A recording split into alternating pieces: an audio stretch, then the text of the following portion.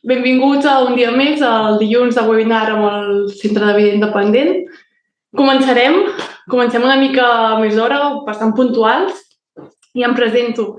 Soc la Laura, soc terapeuta ocupacional del Centre de Vida Independent i avui us faré el que ve a ser el webinar d'avui, on parlarem de com la tecnologia pot transformar les activitats de la vida diària i ens pot ajudar a ser més autònoms, tant a la persona usuària com millorar la seguretat de la persona cuidadora. Comencem.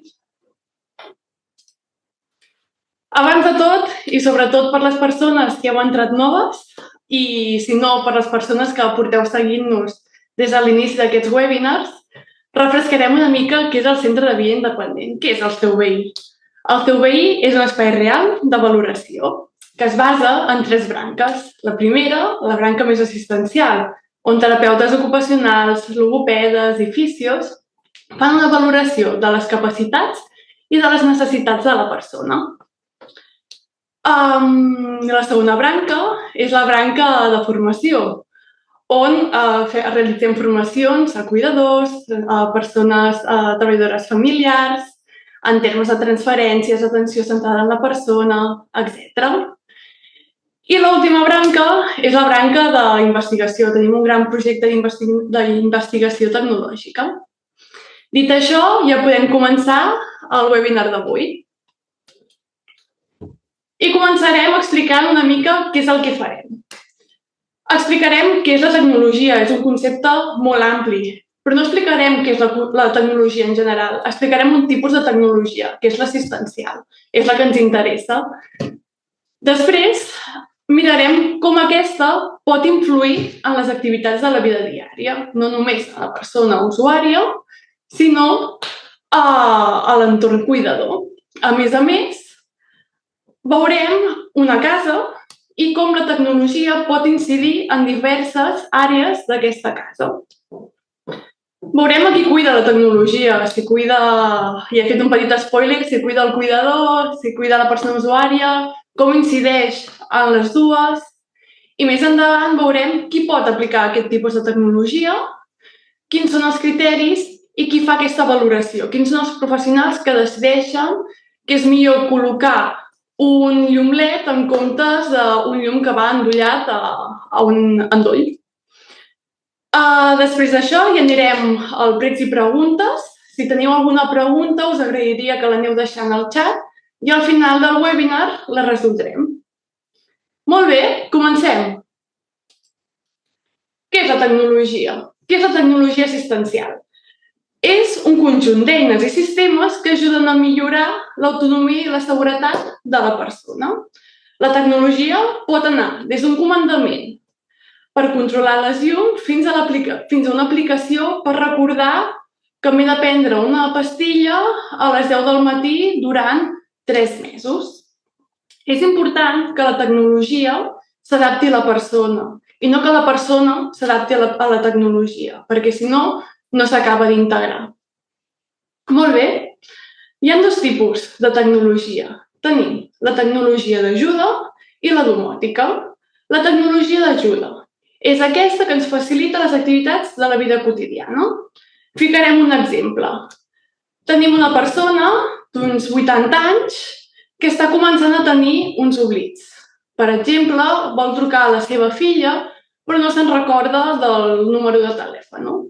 Aleshores, aquí col·locaríem el que és un telèfon que pot ser amb tecles grans, pot ser també, a més, amplificat, però l'important d'aquest telèfon és que tingui unes fotos on la persona pugui clicar i a partir d'aquí es produeixi la trucada directament, que no hagi de fer, que li pugui ser molt més útil.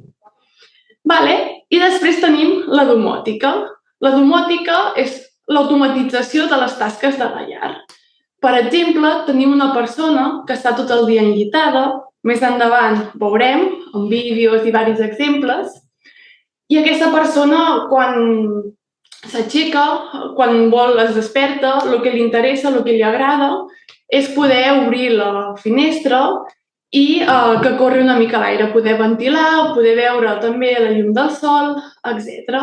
A partir d'aquí es pot automatitzar la persiana, la finestra, es pot ficar un motor i a través d'una aplicació podem fer que aquesta es pugui obrir automàticament.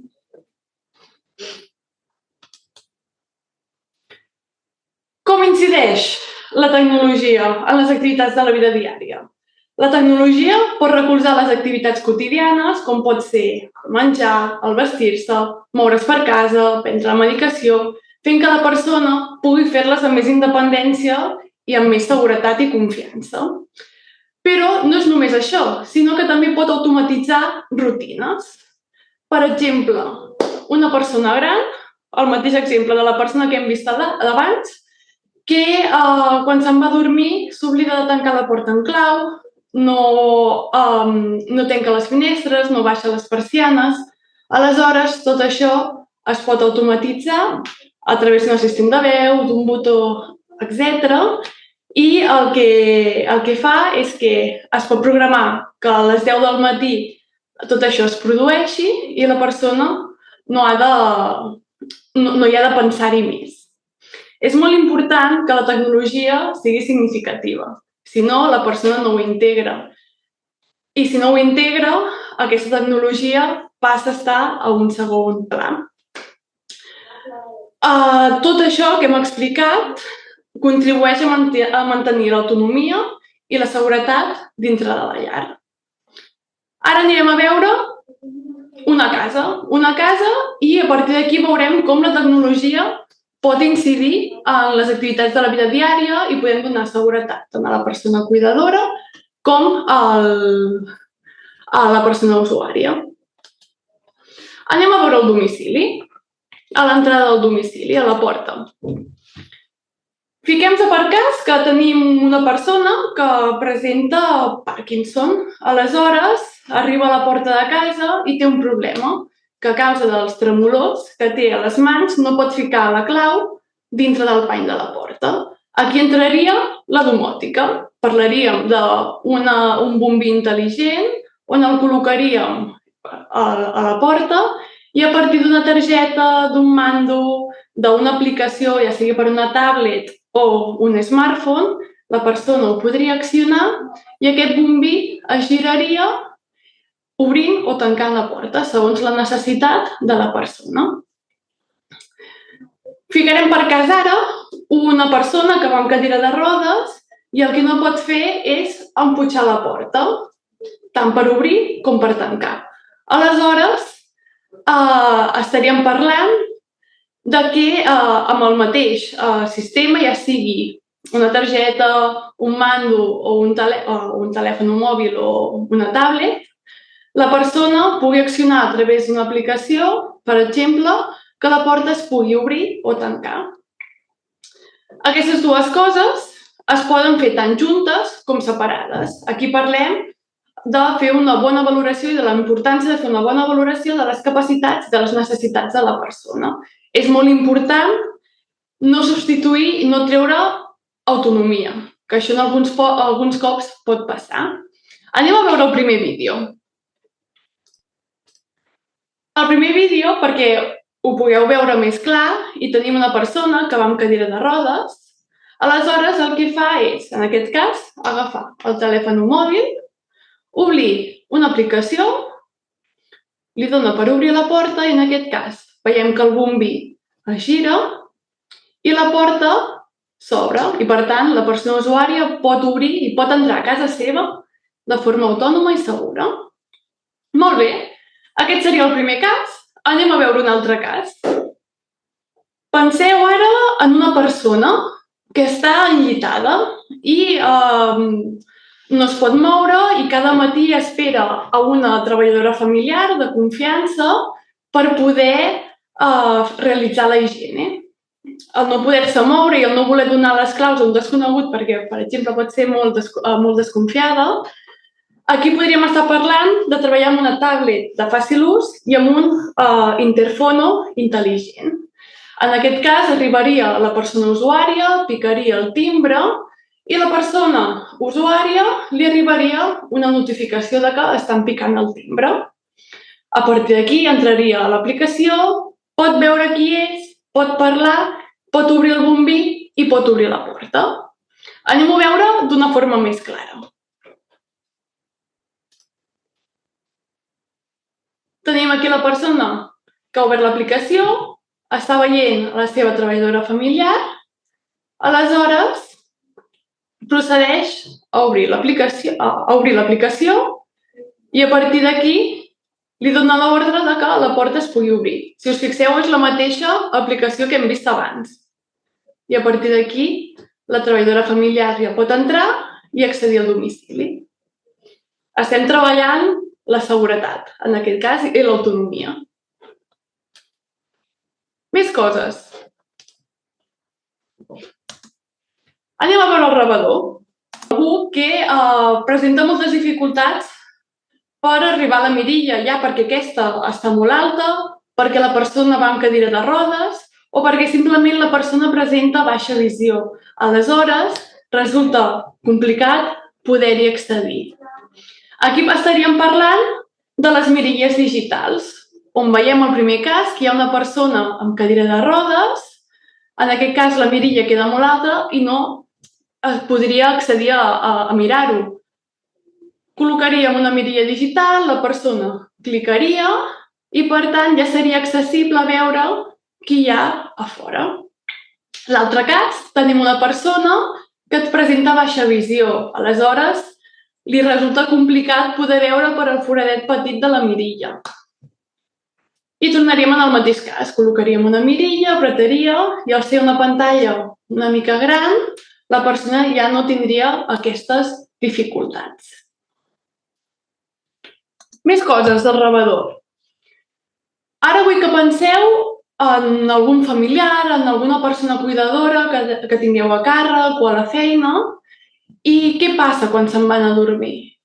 Que a mitjanit s'aixequen per poder anar al lavabo, perquè tenen set, etc. I què passa? Que s'entrebanquen, que hi ha caigudes, que no tenen la llum d'una forma accessible per poder-la encendre, es poden desorientar, etc. Aquí entra les llums LEDs. Es podria anar col·locant llum LEDs des del dormitori fins al lavabo, fins a la cuina, recreant el recorregut de la persona. Aleshores, aquestes llums LEDs tenen un sensor de moviment. Quan la persona s'aixeca del llit, passa el peu per al llum LED, aquest detecta i la llum s'obre. I, per tant, s'il·luminaria tot el recorregut, fent que fos més fàcil poder arribar a accedir a apretar la llum o simplement a que no es desorienti i poder anar al lavabo sense cap mena de problema. Anem al dormitori. Com la persona es pot aixecar del llit? No sé si us en recordeu del primer webinar amb el meu company Gabriel, que va estar explicant les baranes curtes que ajudaven a les persones amb dificultat per poder-se aixecar del llit. De vegades, amb una barandilla, depenent de la patologia de la persona, resulta complicat fer-ho. És una ajuda, però necessitem fer un pas més. En aquest pas entraríem en el que és els llits articulats. El llit articulat ens serveix per poder, com diu molt bé el nom, articular el capçal. La persona passaria d'estar estirada a estar asseguda al llit. Per tant, el moviment que ha de fer és molt més fàcil. I si ja hi fiquem l'ajuda d'un producte de suport, com pot ser una barana curta, el moviment ens resultaria molt més fàcil. Anem a veure el vídeo. Tenim aquí el llit articulat, que veieu com s'articula, no té cap mena de secret. I aquí veiem com la persona està apretant el mando, fent que la persona usuària es pugui quedar sentada i a partir d'aquí es pugui aixecar. Què passa? Aquí ho estan fent de forma assistida. És un cuidador qui li està realitzant l'acció. Sempre és molt important donar autonomia a la persona. Si la persona té moviment a les mans i ho pot fer-ho, doncs sempre serà la persona qui realitzi l'acció. És molt important poder donar autonomia, ja sigui des d'apretar el botó del mando per articular el llit, com donar indicacions perquè la persona pugui seguir amb la mirada, ajudar amb el cap, etc.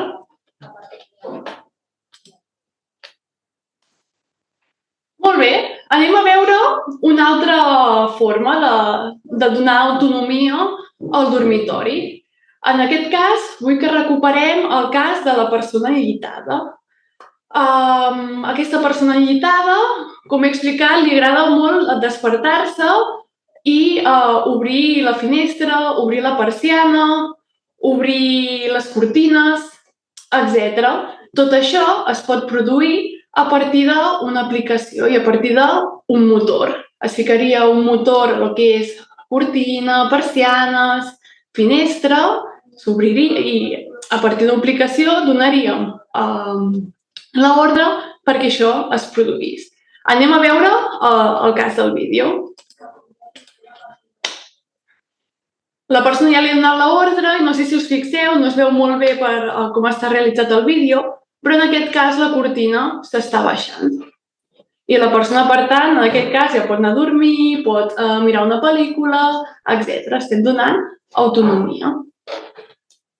Anem al dormitori i aquí es realitza una activitat que a mi personalment m'agrada molt.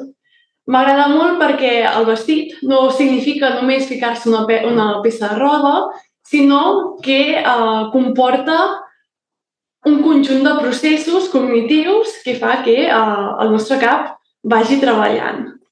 En aquest cas, podríem donar autonomia de diverses formes.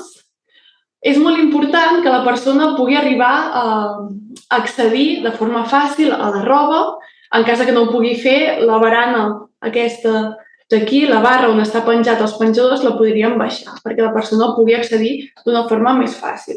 Però no només això, també és necessari que hi hagi una certa llum perquè la persona es pugui orientar i pugui veure bé el que hi ha dintre. En aquest cas estaríem parlant d'una llum LED. En aquest cas no va amb sensor de moviment, sinó que si us fixeu aquí dalt hi ha un botó de color vermell. Aquest botó, si està pressionat, la llum es tanca, però a l'hora que s'obren les portes es deixa de pressionar i, per tant, aquesta llum s'obre. Més formes de donar autonomia. Tenim els assistents de veu. Important perquè la persona es pugui orientar en temps i espai, per exemple. En aquest cas podria preguntar escolta Alexa o escolta OK Google, quin temps fa avui? I així la persona pot dir, vale, avui fa calor, doncs em puc ficar un jersei, em puc ficar una samarreta, uns pantalons curts, etc.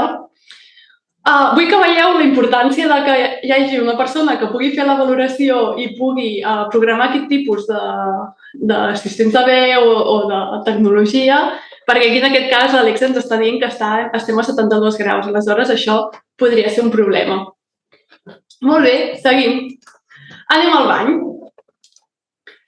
I al bany segurament hi haurà moltes coses que us sonaran. Per exemple, en el cas de la griferia, de les aixetes, tenim les típiques aixetes que van amb sensor de moviment. Estan en molts banys adaptats, o inclús el bany de la vostra feina o de restaurants, etc. Tenim l'aixeta. Aquí, aquesta coseta de color negre seria el sensor de moviment. Quan passem la mà, l'aigua s'activa. Per tant, la persona es pot rentar les mans sense cap mena de problema. Va molt bé per persones que, per exemple, no tenen força a les mans, no poden apretar o no preserven molt bé la motricitat, etc. A part de les aixetes, també tenim el que són les saboneres, que això també n'hi ha moltíssimes per tot arreu, està bastant ben adaptat. Aleshores, en aquest cas, tenim aquesta sabonera d'aquí, també per persones que presenten una disminució de la força muscular, que no presenten molt bé la motricitat. En aquest cas, el sensor de moviment no està al peu de la sabonera, sinó que està aquí dalt, al costat del dispensador. Aleshores, ens detecta, cau el sabó i entre una cosa i l'altra ja podem realitzar la higiene de les mans de manera autònoma i sense ajuda d'una altra persona, que és una mica el que busquem. Més coses al bany. Anem a rentar-nos les dents. No sé si teniu algun ment, però a mi se m'ocorre algun cas que he vist que li costa molt apretar la pasta perquè la pasta de dents pugui sortir. En aquests casos existeixen dispensadors de pasta de dents, ja siguin manuals o siguin automàtics. Hi ha dispensadors que fiques el raspall i la pasta de dents cau. Això podria ser per una banda, però vull que ens fixem en una altra activitat de la vida diària, que és la dutxa. Una persona s'acaba de dutxar en un bany superben adaptat, etc. Però què passa? No es pot arribar a assecar totes les parts del cos.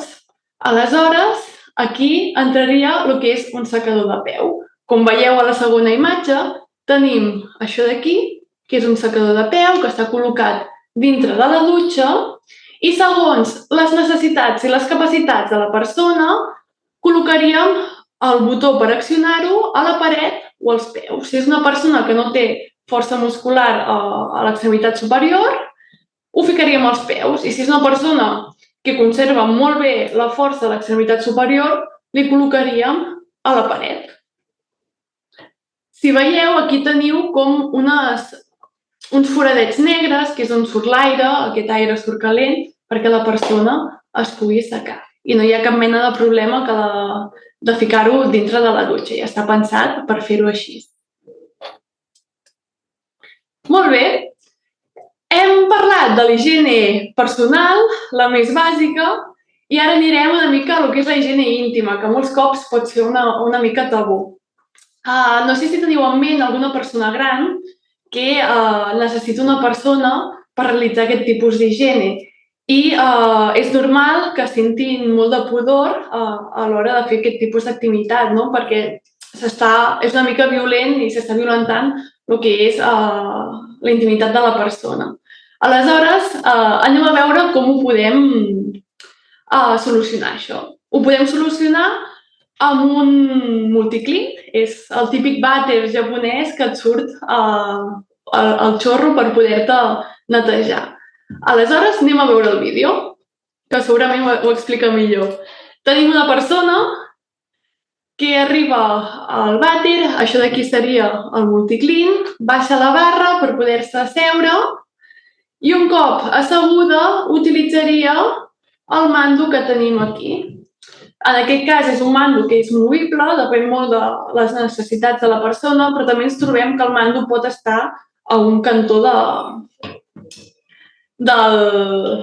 vàter, del sanitari. Aleshores, a partir d'aquí pot programar el tipus de neteja que vol i també l'assecada. Es pot regular la temperatura, la força, etc.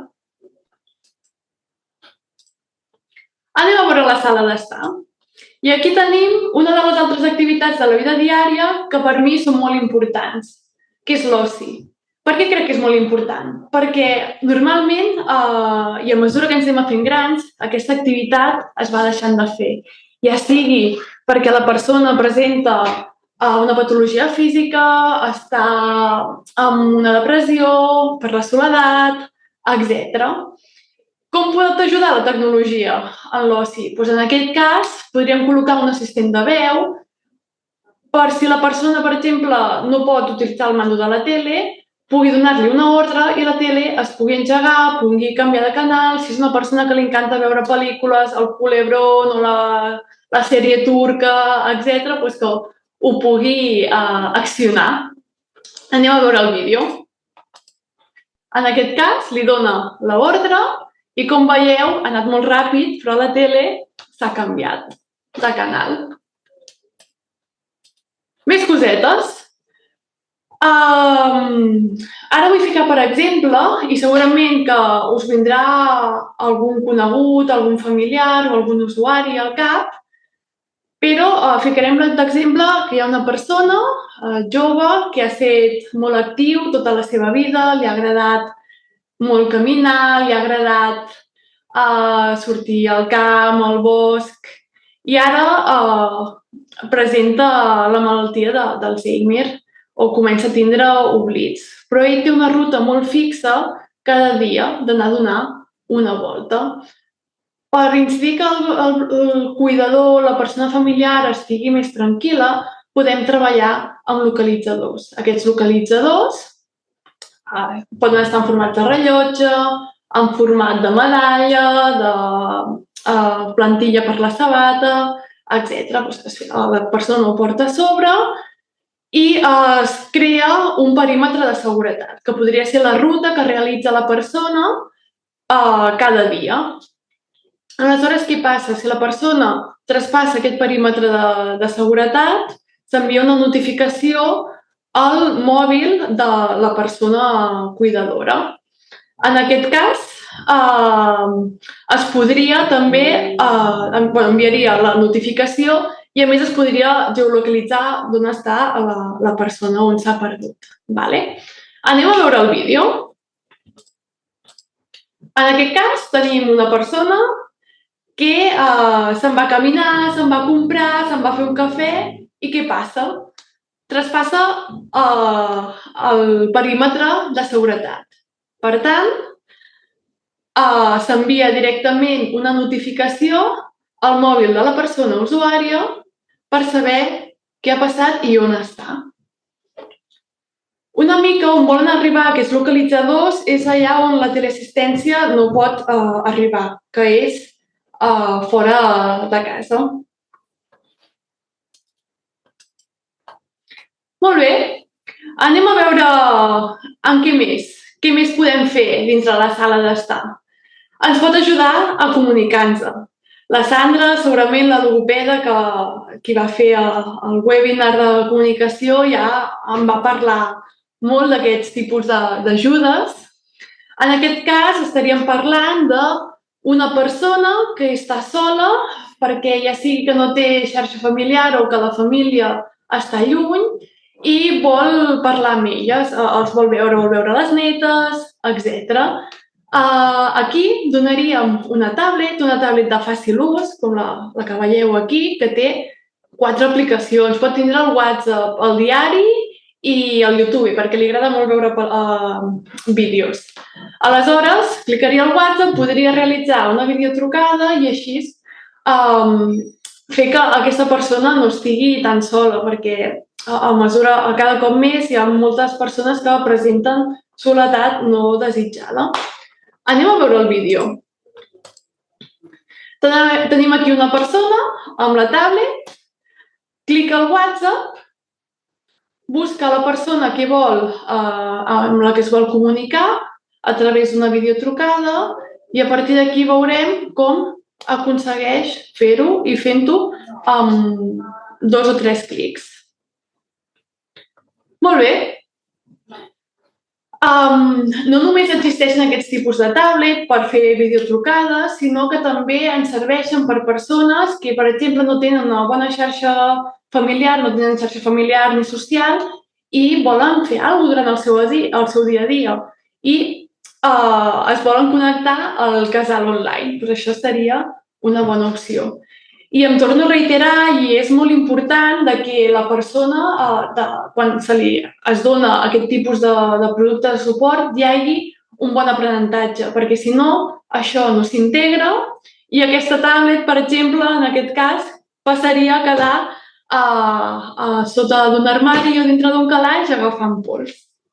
I sobretot ha de ser significatiu. Si la persona no té un interès, ens passaria el mateix.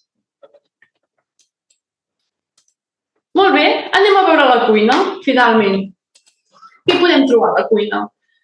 La cuina és un espai molt gran i podem trobar des d'una balança que parla, a part té les lletres molt més grans, perquè les persones amb baixa visió hi puguin accedir, però en persones que encara hi veuen menys puguin sentir-ho i puguin saber si la balança està encesa o apagada perquè et diu hola o adeu, però a més perquè quan tu peses un aliment et pot dir la quantitat, 100 grams, 20 grams, etc. Però a més, dintre la cuina tenim també la part de domòtica. En aquest cas, podem ficar d'exemple una persona que va amb cadira de rodes i vol accedir a agafar el que són els estris de dalt l'armari. Però aquest armari no és accessible, per tant, per molt que aixequi el braç, no pot arribar-hi. En aquest cas, posaríem un motor a l'armari i a partir d'aquí, a través d'un botó d'un assistent de veu o del mòbil, es podria baixar. Anem a veure el vídeo.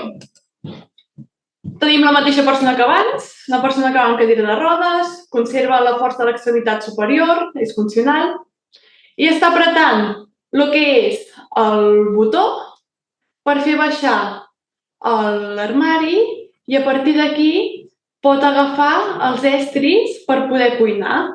En aquest cas seria una olla i l'espàtula, etc. Per tant, aquí estem donant autonomia i la persona passa de fer una activitat que abans no podia fer a fer-la. Molt bé, dintre la cuina també podem parlar de seguretat. I podem parlar de seguretat amb els sensors. Tots coneixem els sensors de fum, els que tenim dintre casa, a les oficines, etc. N'hi ha alguns de més moderns i d'altres no, sensors de gas també, però també podem parlar de sensors d'aigua.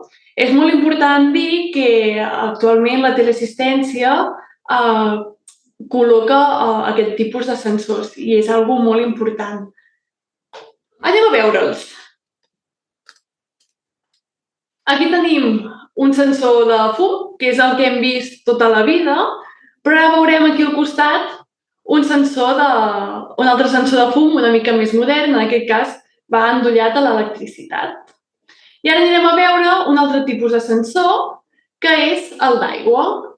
És aquesta boleta d'aquí on li cau una mica d'aigua, comença a pitar perquè la persona se'n pugui donar, però a més envia una notificació al telèfon del mòbil.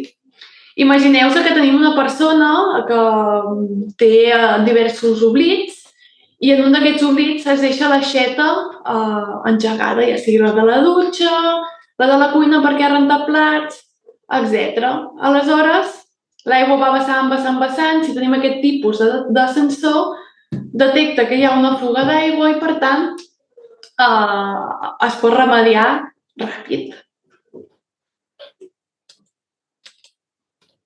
Molt bé, anem a veure la tecnologia a qui cuida. Cuida la persona usuària, el cuidador, cuida els dos. La resposta correcta seria que cuida tothom, però anem a veure-ho per parts. Cuida l'usuari fent que pugui participar en activitats que abans no podia fer, però amb aquesta tecnologia, amb aquesta ajuda, tant tecnologia assistencial, tant d'ajuda com domòtica, pot arribar a fer-ho. Per tant, millorem l'autonomia, la seguretat, però a més l'autoestima de la persona. Millora la comunicació i la participació, però a més millora el benestar emocional de la persona i, com he dit abans, l'autoestima. La persona es sent útil, es sent que pot tornar a participar en les activitats de la vida diària. Anem a veure com pot ajudar el cuidador. La persona està més tranquil·la, recordeu-vos del localitzador, no? Està tranquil·la perquè sap que si en algun moment es perd pot saber on està, pot localitzar-la, etc. Presenta menys estrès i menys càrrega física i, per tant, té més temps. I quins beneficis presenten en comú? Hi ha una millora de la qualitat de vida compartida, la relació és molt més humana i respectuosa i, per tant, l'entorn és molt més segur i accessible. Molt bé, però tot això, qui ho valora? És molt important que es faci una valoració de les capacitats i de les necessitats de la persona. I és important que aquesta valoració la faci un terapeuta, un fisioterapeuta o un logopeda. Aquest valora capacitats i necessitats i a partir d'aquí es realitza una prescripció del producte més adequat de la persona. I a més es realitza, si aquest es col·loca, un aprenentatge perquè la persona ho pugui integrar i ho integri a la seva vida, no? Que formi part d'ella. S'ha d'apostar per una tecnologia amb sentit ocupacional, que s'integri realment al dia a dia de la persona, perquè només així aporta valor i autonomia. No pot ser imposada, sinó adaptada. I ha de ser respectuosa i progressiva segons les necessitats de la persona. I finalment, vull que veiem un vídeo, crec que és un vídeo bastant divertit i que resumeix una mica tot el que us he dit. Sobretot, si no hi ha un bon aprenentatge, el producte de suport no acabarà formant part de la vida de la persona. Anem a veure'l.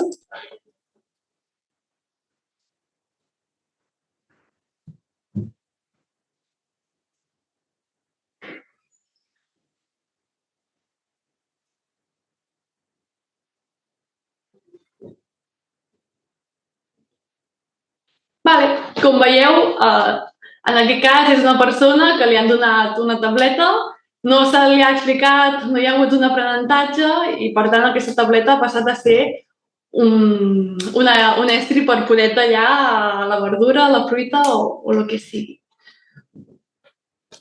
Molt bé, i amb tot això, no sé si teniu alguna pregunta, alguna cosa que us hagi cridat l'atenció, que no hagi quedat del tot clara.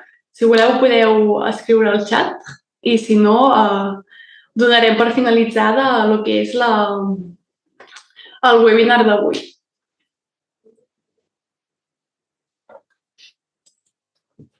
I amb tot això, de mentres, el proper webinar serà el dia 1 de desembre i el títol és On puc trobar ajut per adquirir productes de suport. Parlaran dels ajuts existents per facilitar l'accés a productes de suport i adaptacions i llocs on poder-los aconseguir. Ho farà la meva companya, que també es diu Laura, us ho hem posat fàcil, i és la treballadora social d'aquí del Centre de Vida Independent. Me n'alegro molt que t'hagi agradat, Rosana. Moltes gràcies. I si no teniu cap més dubte o cap més pregunta, donarem per finalitzada la sessió d'avui. Moltes gràcies, que vagi molt bé.